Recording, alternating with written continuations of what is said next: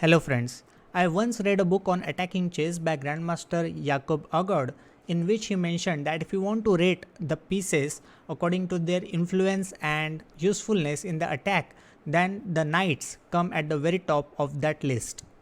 Well, in today's game between Alireza Firouzja and Wesley we see how Alireza managed to use his knights and create a lot of attacking threats of very strong pressure on Black's king, and we'll learn something from it. So let's dive straight into this game and learn some beautiful attacking chess. Alireza is playing with the white pieces and Grandmaster Wesley is playing with the black pieces. Alireza opened the game with d4, knight f6, c4, e6, and Wesley replied with the Nimzo-Indian defense. Knight c3, bishop b4, and Alireza chooses the most dynamic variation, I would say, in order to face the Nimzo-Indian f3. Again, this variation suits his style because in general he is looking for a lot of dynamic chances in the game, and he usually tries to muddy the waters, and he loves dynamic and attacking chess. So Alireza goes for the move f3. This is known as the Samish variation of the Nimzo-Indian, and after f3 it's very evident, very clear that white is fighting for the center right from the word go, and he would like to put his pawns in the center, control the center with his pawns at the cost of falling behind in development. So this makes the Samish variation a very dynamic choice. After f3, the main line for black is to go d5, and this is a more solid option to face the Samish variation.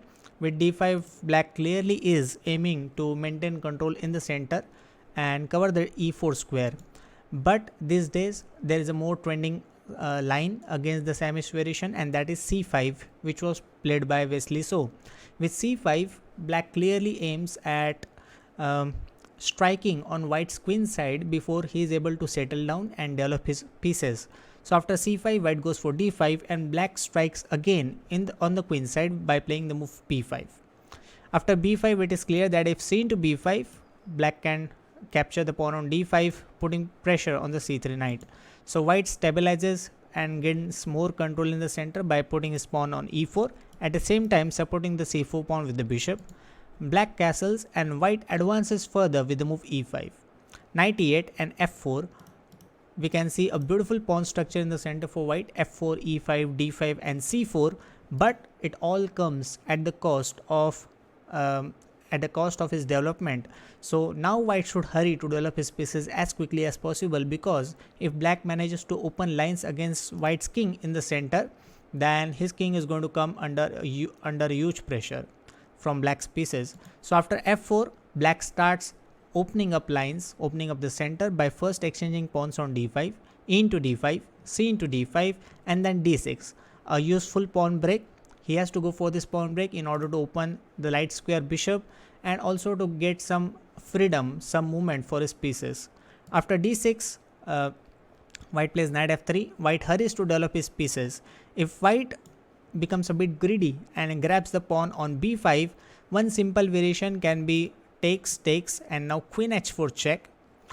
We see the drawback of not having the knight on f3.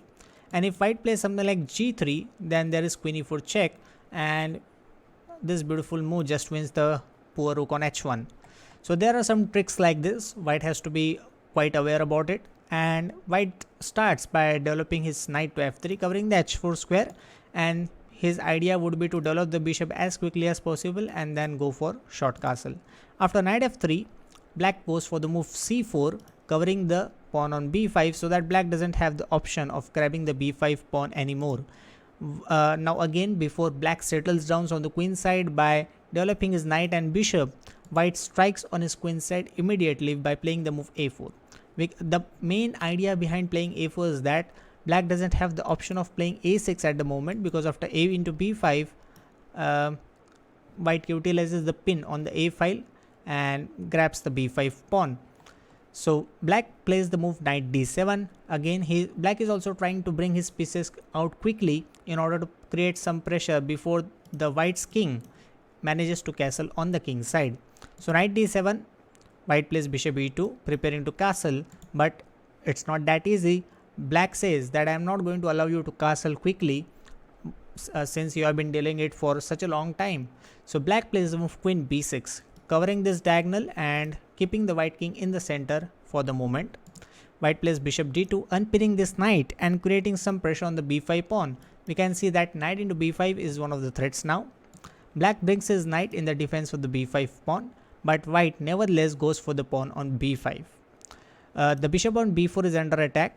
If white takes bishop into b2, then queen b2, knight into b5, a into b5, and if queen into b5, white can grab the pawn on d6, and we can see that after taking on d6, black's pawn on c4 and a7 are also some weaknesses, some sort of weaknesses on the queen side. So that's the reason why instead of simply going for the move bishop into d2, black decides to first grab the d5 pawn, a very important central pawn in white's camp. At the same time support the b4 bishop. Bishop into b4, knight into b4, and white's knight lands on a very strong d6 square with knight into d6. I read in one of the books that if the knight lands on the 6th rank, it can be compared to an octopus because it has so many hands and it can reach out to so many squares in opponent's camp that it becomes a very irritating for the opponent, and it always creates some sort of trouble, some sort of threats for the opponent. So knight and octopus on d6 at the moment, looking after so many squares, especially the f7 point, which is near to black's king and which can be a huge source of problems for black. So after knight d6, also the pawn on c4 is hanging, so knight into c4 is also one of the threats. Black decides to develop his bishop, at the same time provide some protection to the c4 pawn. White plays queen d2, activating his queen, also covering the e3 square, so there are no ideas like queen e3. Black plays knight c5, brings his knight out in the game, as well as threatening knight c3, which fogs both the queen and the rook on a1. White plays a5, pushing the queen back because the queen can't move away to other squares apart from b8 because the knight on b4 will be hanging. The queen on d2 is keeping an eye on the knight. Black has to play queen b8, so by a5 white has managed to push the black queen all the way back to b8, and now he is ready to castle. Even though knight b3 is a huge threat, he doesn't really care about it. He goes for the move short castles. He doesn't care about the rook on a1 because his entire focus now is on black's king on g8 and how he can bring his pieces near to black's king and create some devastating mating threats. Black has to go for knight b3. He has to take the exchange in order to have at least something for as a compensation for the attack that white has on the black king. After knight b3, queen e3, knight into a1. From here on, you can see how white brings his knights on black's king side and uses his knights in order to create some really nice mating threats. White starts with the move knight g5. The knight comes in action on the king side, and knight g5 first of all puts pressure on the pawn on f7, and now if white also manages to join his queen from e4 or from h3, there are going to be mating threats on the h7 pawn. For example, if black, not to mention that the a1 knight is always hanging, so let's say if black tries to bring his knight back in the game with knight a c2, white has queen e4, threatening mate. Black can try to defend it with moves like g6, and white plays f5, advancing further on the queen side, on the king side, and also intending to swing the queen on h4, threatening mate on h1 once again. If black plays queen c7, activating his queen and connecting his rooks, white can play queen h4, threatening mate, and black can try f6, bringing his queen in the defense along the 7th rank. But after ef6, rook f6, f into g6, completely destroying black's king side pawn structure, black's king shelter, rook f1 check, bishop f1, h into g6, and right now it seems that because of this queen sitting on c7, covering the 7th rank comfortably, black is out of danger. But here again the knights show their powers, and the move knight df7, threatening mate in 1 with queen h8, scores victory for white. because black is forced to take the knight. If black plays king g7 covering the h8 square with the rook, it doesn't work because of knight e6 check and knight into c7, and the knights bring home the point for white. So after knight d f7, if queen f7, knight f7, king f7, bishop c4 check, grabbing this pawn, at the same time checking and attacking the bishop on a6, takes, we have a completely winning position for white despite black having the 3 pieces for white's queen, because first of all we have 2 extra pawns and black's pieces are completely uncoordinated at this moment while his king is quite exposed. So let's go back to the 21st move and check out how Wesley managed to contain white's attack. So Wesley started with the move h6, kicking the knight quickly. White played knight f5. Now this is a beautiful attacking move. Even though it retreats the knight back from its active squares, knight f5 finds new grounds, new weaknesses in black's camp, so that he can create some attacking threats. After knight f5, one clear idea is to play knight to e7 check. For example, after h into g5, white has knight e7 check, king h7, and there's a checkmate on the h file, queen h3. So knight f5 basically prevents h into g5 and creates targets on g7 pawn and the h6 pawn. Black played queen c7, a very logical move covering the e7 square, and here white had a beautiful crushing blow that Alireza Firouzja missed in the game. You guys can stop the video for a few seconds and try to figure out what's the winning move for white. Amazing and well done if you found the correct move, that is knight into h6. Knight e4 is the move that he played in the game, but knight into h6 was the crushing blow that white missed in the game. Both players missed in the game. So after knight h6 check, if g6, then queen g3 is the beautiful move that one has to figure out, swinging the queen immediately on the king side. And if h into g5, then queen into g5 check followed by rook f3, rook h3, that will simply lead to a mate. And black's king is going to get checkmated. If black avoids taking the knight on g5 for the moment by playing king h8, white still has queen h4, threatening the pawn on h6. If king g7, then f5, and the pawn joins the attack. And in many cases, in many attacking games, we have seen that if the pawn reaches f6, then it creates impossible to defend threats on the g7 square. So after f5, also black cannot prevent the march of white's pawn with f6, because after knight a6 check, black simply loses the queen. Again, it's the knight that delivers the finishing blow. After f5, if h into g5, then first f6 check, putting the pawn on f6, as I mentioned, is always a very useful idea when you are attacking opponent's king. If king g8, of course king g6 is made by queen h5 mate. If king g8, then queen into g5 check followed by queen g7, and the game just ends right here and right now. So knight h6 check on the 23rd move was a beautiful crushing blow that would have won the game and would have proved the supremacy of two knights in attacking chess. But nevertheless, let's see how the game continued after queen c7. White played the move knight e4. Again, there are threats like knight f6 check, the queen is swinging over to g3, the g7 pawn is under pressure, and black's position is really delicate on the king side. But nevertheless, Wesley manages to find the only defensive way to hold on to his position, and he should be congratulated for such a beautiful defensive effort. He played the move f6, bringing his queen in the defense along the second rank. White plays queen g3, still threatening moves like knight h6 or knight f6.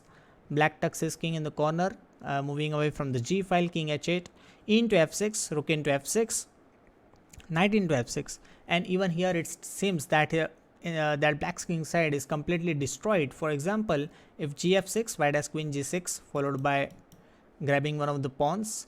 If knight d5, defending the pawn on f6, then white has bishop f3, attacking the knight and again looking after both the pawns, and if one of the pawn falls, then white's king is again under huge troubles and white is just winning in this position.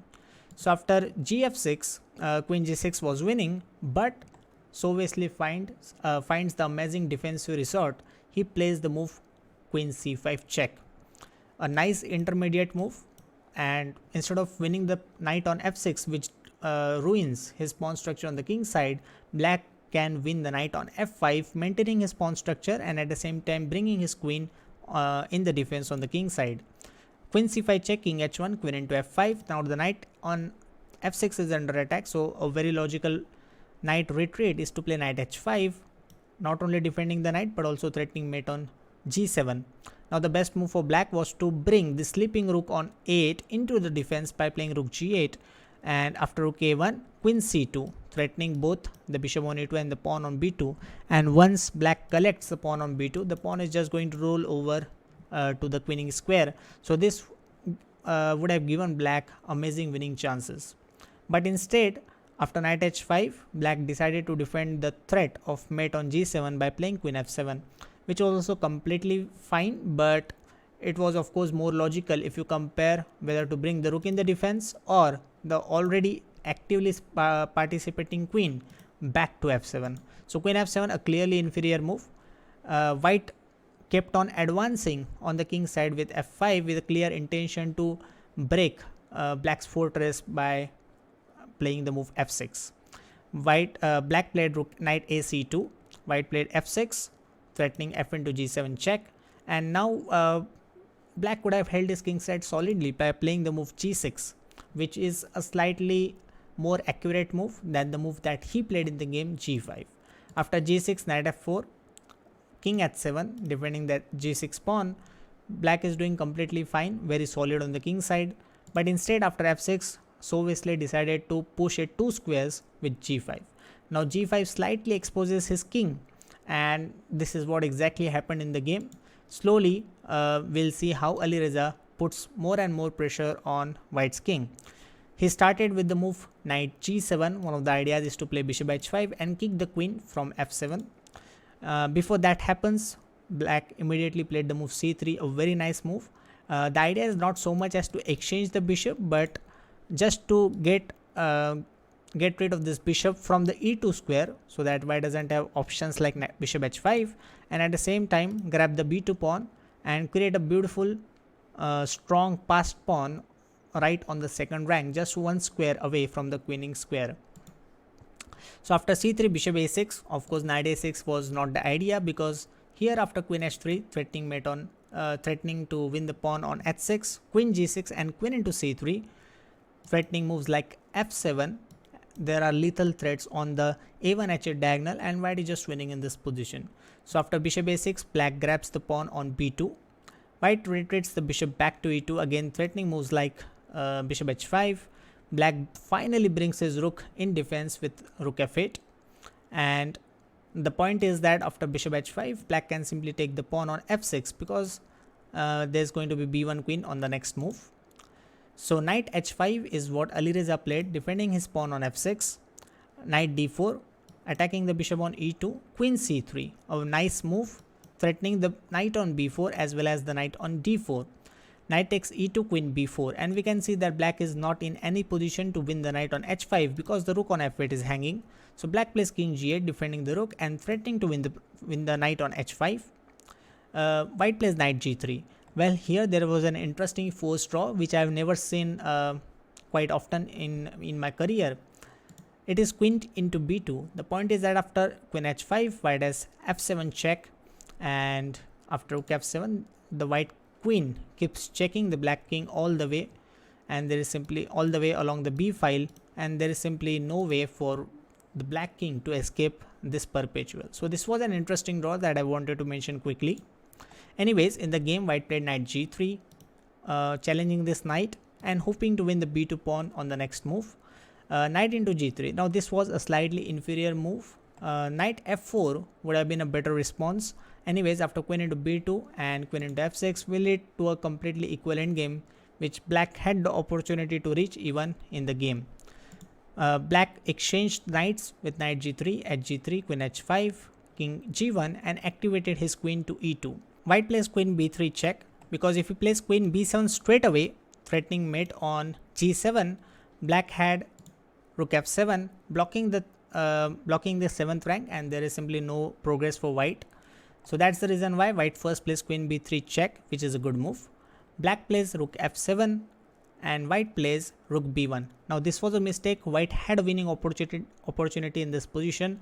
The correct move for white was to play rook d1, infiltrating along the d file, and white is simply winning in this position. If black retreats his queen covering the 8th rank, then white can simply win the b2 pawn, and the f6 pawn is going to be a huge source of problems for black, because the pawn is very solid and creating a lot of threats against black's king.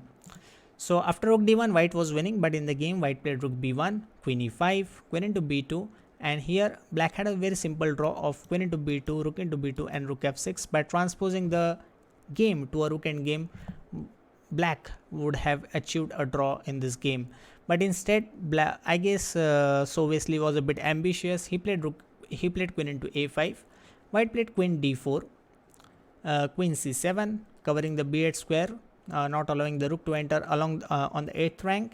White played queen e4, rook into f6, and now after the strong rook b7, black had to find the only move to survive in the game, which was queen c5 check, king h2, and since queen h7 is a threat, queen f5 was the correct move for black, blocking queen h7, and after queen e8 he has the move rook f8, which simply defends the game for him. But instead of playing queen c5 check, he played queen into b7. He thought that maybe he could arrange for some fortress on the king side, or he simply clearly missed the idea of queen c5 and queen f5. So after queen b7, queen into b7, the a7 pawn is under attack, rook f7, queen c6, king g7, and white simply bulldozed his king on black's king side, and he simply broke the fortress after king h2, rook f8, king h3, rook f6, queen d7, rook f7, queen d4, king g6, and after queen e4 check followed by king g4 and king h5, black's fortress is a matter of time, and white is just going to win all the pawns on the king side. So with this, Alireza managed to win the game. A nice attacking game, though he missed some really good blows on black's king side that would have won the game for him in the middle game itself. But anyways, we learn how we can use two knights in our attacking chess, and knights are usually a very dangerous combination against opponent's king if you are completely focused on attacking your opponent's king and create some mating threats. So always try to bring your knights in the game, and hopefully that will create some really amazing mating threats against your opponent's king. Thank you so much for watching this video, and please make sure you subscribe to the channel so that you will get notified whenever I post some instructive chess videos. Thank you so much.